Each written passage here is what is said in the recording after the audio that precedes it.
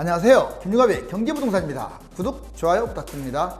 지방집값이 심상치 않습니다. 거래량이 급감하면서 매물은 쌓이고 수도권 사람들마저 떠나버린 상황이라서 앞으로 심각한 위기에 부닥칠 수 있습니다. 또한 무리하게 영끌 투자와 갭 투자를 한 사람들은 그 대가를 혹독하게 치러야 하는 시기가 다가오고 있으므로 더 이상 분수에 넘치는 투자는 해서는 안 됩니다. 국내는 물론 국외까지 한국 부동산 버블과 가계부채의 심각성을 보도하고 있는데, 특히 대구, 부산, 광주, 대전 등의 지방과 영끌 갭투자 다주택자들의 자산 손실이 심각할 것으로 보십니다. 자, 지금 당장 가격이 버티고 있다고 안심해서는 안 됩니다. 이제 부동산 폭락은 더 이상 표어가 아닙니다. 한번 보실까요? 대구, 부산, 대전, 광주 지방 아파트, 이게 지금 상당히 위험합니다. 영끌 갭투자 아파트 난다. 여러분들 지금 여러분들의 영혼은 이렇게 조종되고 있어요. 자, 어서 많이 본 그림이죠. 예전에 대선 때. 자, 이렇게 조종당하고 있는 거예요. 영혼이 이렇게. 그러면 여러분들 이렇게 투자를 해가지고 무슨 수익을 얻겠어요? 자, 이제 부동산에서 위험 요인 한 6가지 정도 돼요. 여러분들은 몇 가지나 있는지. 하나만 있어도 위험한데 2개 이상, 3개까지 겹친다면 이건 난리 난다고 봐야겠죠. 볼까요? 먼저 영끌 빚투자. 영끌의 개념은 본인의 수익이나 자본금에 따라 좀씩 다르긴 하지만 일단 그래도 좀 분수에 넘치는 과분한 투자를 하는 걸 말합니다. 두 번째, 갭투자 하신 분들. 갭투자 하는 사람들 당연한 것으로 알아요. 물론 3억짜리를 1억 한 3, 4천에 투자하고 그건 금액이 크지 않잖아요. 그런데 막 15억짜리를 5억에 잡는다든가 10억짜리를 갖다 4억이 잡는 이런 건 이건 엄청난 영끌이에요. 여러분들 이자만 안 낼 뿐이지 지금 이자 때문에 영끌이 무섭다는 거 아니에요. 꼭 그 집값이 붕괴됐을 때 너무나 많이 레버리지 빚을 지었기 때문에 이게 문제가 되는 거예요. 갭 투자는 당연히 이것도 마찬가지입니다. 자기가 투자한 금액을 보면 안 돼요. 집값을 봐야지. 세 번째, 다주택자. 지금은 다주택자 부럽죠? 돈 많이 벌었으니까. 자, 쪽박 차는 날은 폭락장에는 다주택자가 진짜 쪽박 차요. 심각할 정도입니다. 왜냐하면 집 많은데 그 집들이 그냥 10% 이렇게 빠지지 않아요. 40, 50% 빠져버립니다. 그렇기 때문에 본인이 갖고 있는 10채 아파트가 다 이렇게 떨어졌다고 생각해 보세요. 난리 나겠죠? 고가 아파트일수록 쑥대밭이 됩니다. 그러니까 강남이 제일 많이 빠진 거예요. 폭락장에는. 그리고 지방 아파트. 상대적으로 지금 지방 아파트가 너무 비싸요. 아니, 저가 아파트는 쌉니다. 구축 서민 아파트는 싸기 때문에 지금 매매해도 괜찮다고 하잖아요. 그런데 고가 아파트들은 크게 폭락할 수 있어요. 실질적으로 수도권이 2010년에서 13년까지 폭락할 때 가격이 비싼 아파트, 그러니까 버블 세븐들은 난리 났어요. 폭락했는데 저가 아파트들은 올랐어요. 거꾸로 20평대 이런 것들 한번 자료 찾아보세요. 수익형 또는 비아파트도 위험합니다. 아파트가 아니기 때문에. 그럼 여러분들은 지금 부동산 위험 요인을 몇 가지를 가지고 있어요. 여기서 개수를 한번 세보세요. 코로나19 시대 부동산 주식 버블 팽창. 자, 여러분들 버블이 지금 계속 코로나 때문에 계속 돈을 찍어내고 그걸로 인해서 어딘가는 투자하고 버블을 지금 형성하고 있습니다. 부동산과 주식을 나누는데 부동산 버블 10년간 부동산 250% 뛰었어요.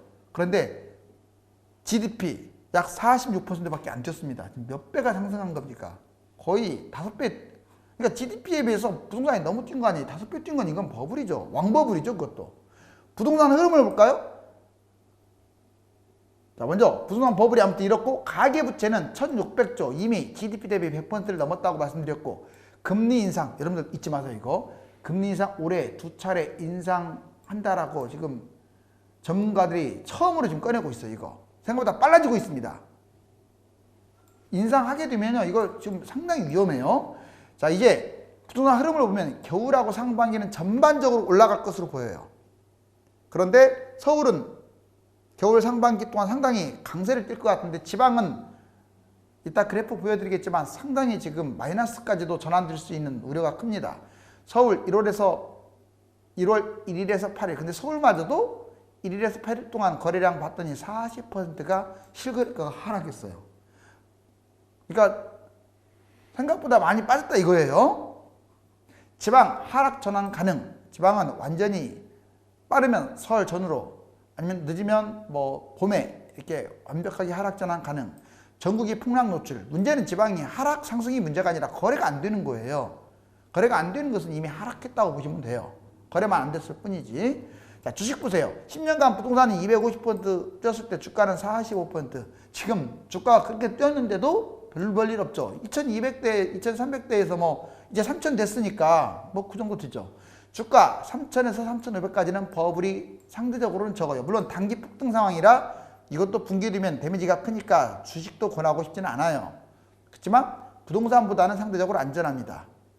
빚투, 주식도 역시 빚으로 투자하면 위험해요. 근데 저는 개인적으로 주식은 합법적인 도박이고 노름이고 패가 망신이기 때문에 하지 않았으면 좋겠어요. 자, 지금 아파트 매입을 하면은 대출 없이 실거주를 한다. 또는 영끌 실거주 또는 갭 투자를 한다. 만약 대출 없이 실거주 하면 자기 돈으로 잡는 거야. 그냥 상승한다. 높은 가격에 매수했어도 그냥 집값 떨어지면 짜기는 하겠지만 그럭저럭 만족합니다. 무주택 불안감 해소해서 그나마 안정감도 있어요. 그런데 이제 집값이 하락한다? 집값 하락에도 자본금만 줄어드는 거야. 뭐 7억짜리 아파트가 영원히 될 리는 없잖아요. 뭐 7억이 한 5억이 된다든가 많이 빠지면 4억이 된다든가 이 정도 갈 거 아닙니까? 그런데 대출 없이 실거주라는 사람들은 장점이 있어요. 폭락하면 하락 더 큰 곳으로 갈아탈 수가 있어요. 뭔 말이냐? 내가 7억인데 4.5억으로 떨어졌다.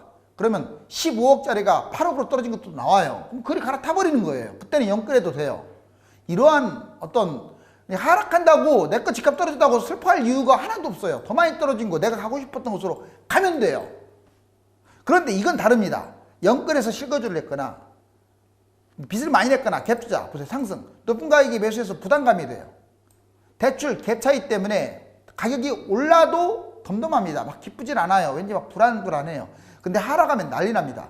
집값이 하락하면 대출, 전셋값 이것 때문에 막막하고 실제로 폭락하게 되면 자, 하락폭이 큰 곳으로 아예 갈아타기는커녕 내가 돈이 없는 거야.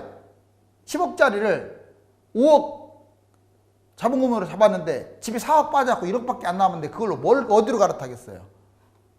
자, 이건 아주 심각해요. 그래서 대출 없이 사세요. 지금 살 사람들은. 자, 부동산 영끌, 대출 실거주 실제로 보자고요. 10억 매입, 대출 5억을 꼈다.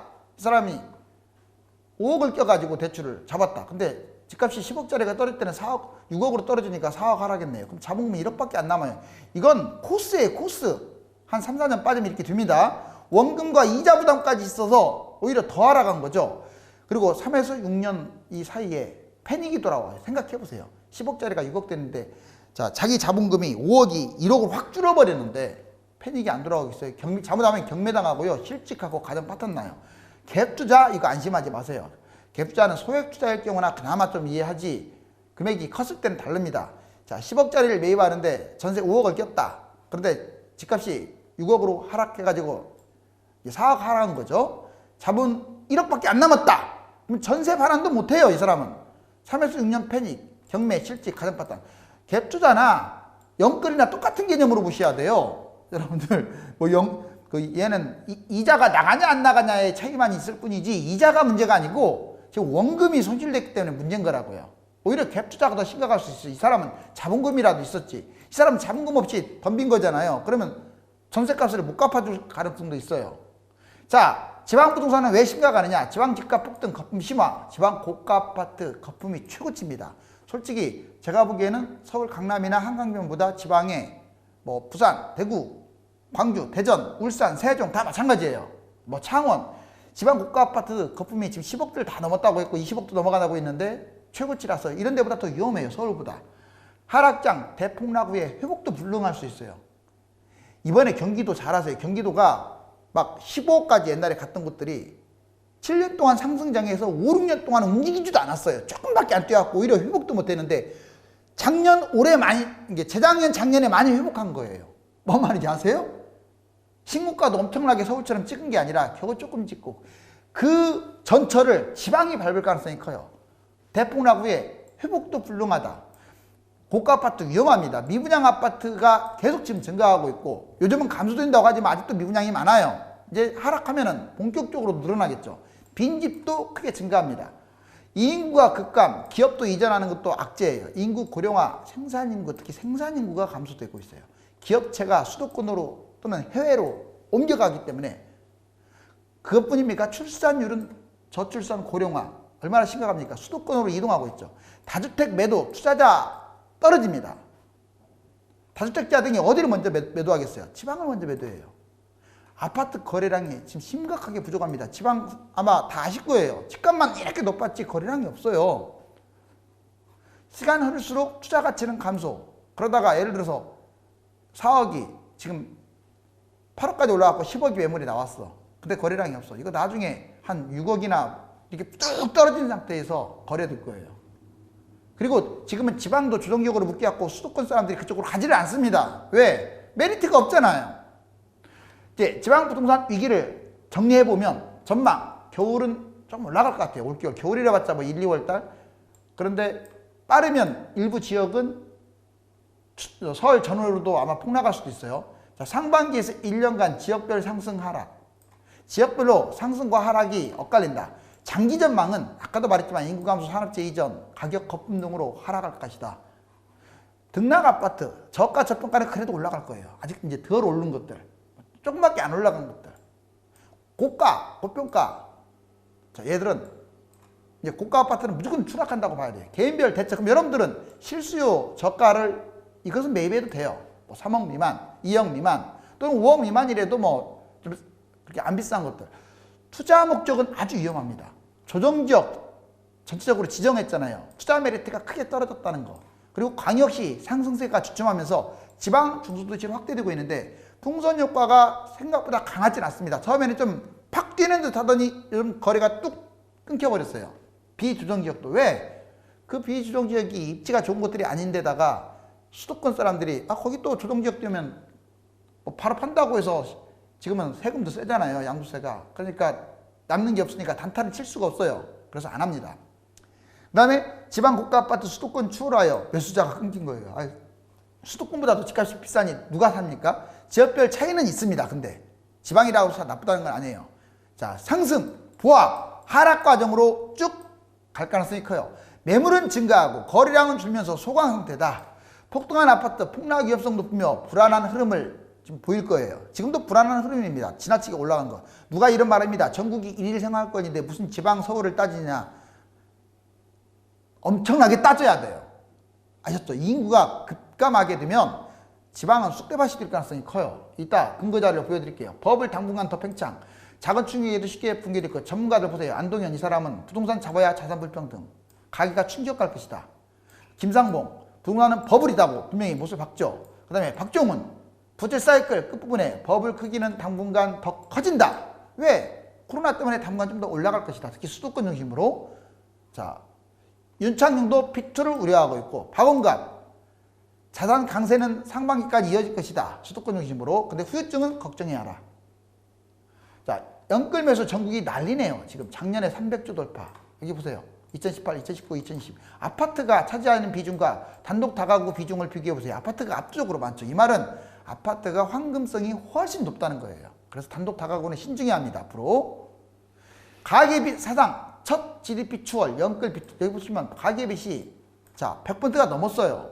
기업 부채도 110%가 넘었고 이게 지금 상당히 심각하고 이 상승 속도는 지금 OECD 국가에서 2위입니다. 30대 서울 아파트 월별 매입 비중 4월 달에 28.5가 10월 달에 38.5. 지금 30대 비중 보세요. 연끌 매수가 이때 갈수록 집값이 올랐을 거 아니에요. 그러니까 꼭지에서 자꾸 잡는다는 거예요. 30대 퇴직금 연금 중도 인출을 왜 하는 줄 아세요? 주택 구입이 36.8이에요. 아니 뭐가 급하다고 해서 퇴직 연금 중도 인출까지 해가지고 주택 구입을 합니까? 이 상투장에.